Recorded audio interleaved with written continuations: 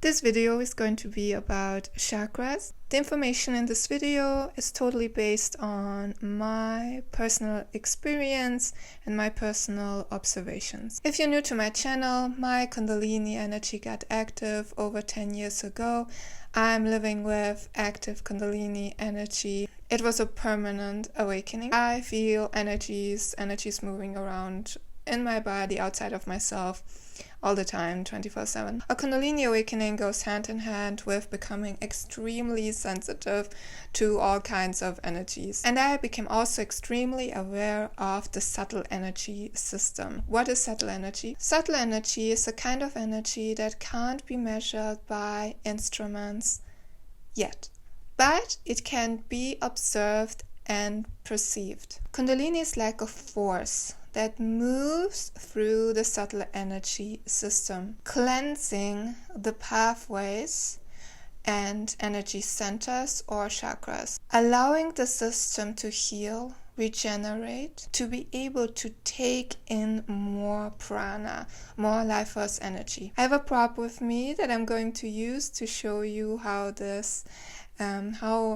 Kundalini energy is cleansing these channels, these pathways. I'm talking about these pathways and the subtle energy system because all of this is connected. The chakras or energy centers, the pathways, the channels, and the different layers of the auric field are all part of the subtle energy system. And in this video, I want to share with you the information I've gathered so far about the chakras. My healing isn't fully finished yet. I have a lot of damage in the system because of living with depression for 19-20 years, caused by traumatic events that happened to me around the age of 16. At the age of 27, I reached a very low point and I decided I no longer wanted to feel like this anymore, and I turned to meditation. And then during meditation, my Kundalini energy got active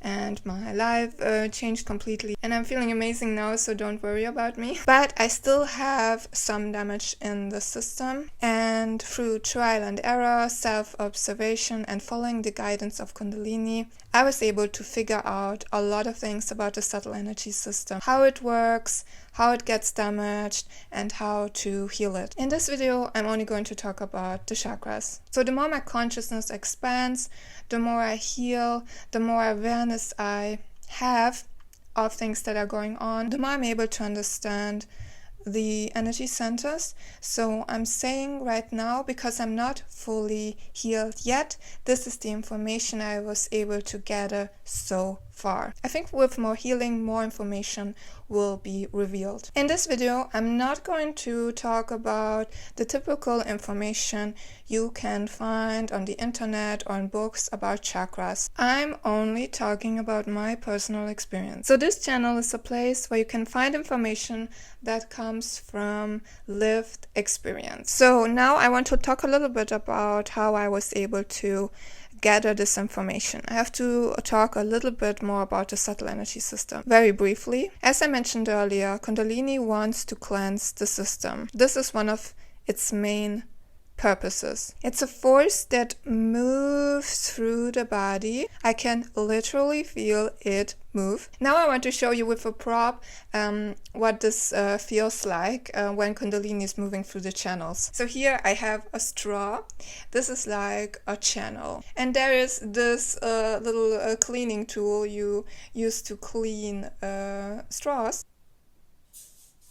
So this is what it feels like when Kundalini moves through the different pathways. So while this cleaning thing is going on, while this happens, things bubble up. Energy is released. In this case, emotional energy. These emotions are connected to specific events, specific memories, things from your past that need to be looked at. And if you're not able to release them right away, Kundalini will come back to that area again. So it follows kind of a protocol, returning to the same areas during the cleansing process. Through trial and error and following my intuition and following the guidance of Kundalini, observing how it moves, where it goes, what kind of information comes up when it's in a specific area, I was able to gather specific information about each energy center. So now I'm going to show you a picture that I drew with the different energy centers. So here comes an important piece of information.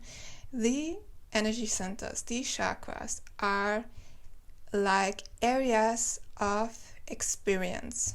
I'll explain what I mean by that in a moment. Okay, so now I'm going to go through the energy centers one by one. So right now, based on the information that I have, I believe that the root chakra and the crown chakra are more like an opening. So let's start from the bottom to the top. So the root is the first opening where energy comes in and moves to the top. The root chakra is also connected to the feet. Next chakra, the sacral chakra. This is an area connected to experiences related to when I tune into this area of my body.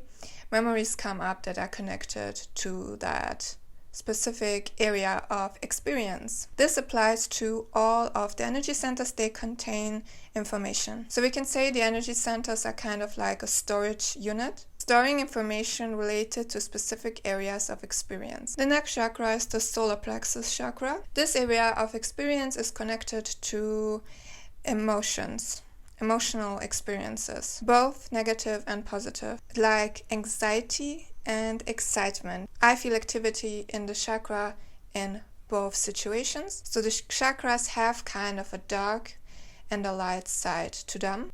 When the system is driven by an unconscious mind, fear-based beliefs and actions cause the dark expressions of the chakras. Once the stored negative energy, this negative charge, emotional charge, is released, the experience that created this charge doesn't disappear, so the memory of it doesn't disappear. You went through what you went through, you saw what you saw, but you can look at the thing in a more objective way, more outsider perspective, without the emotional charge. So the memory won't disappear, but you can look at it almost like it's like you're watching a movie.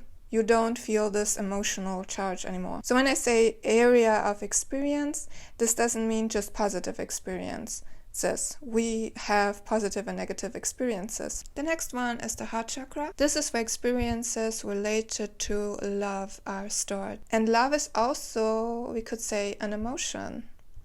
But it feels a bit different. But when I tune into the heart chakra, what I perceive as love. So experiences related to love. Love for other people, love for things you care about. The dark side is like when you had when somebody you loved hurts you or betrays you, or you break up with that person, like this heartbreak thing.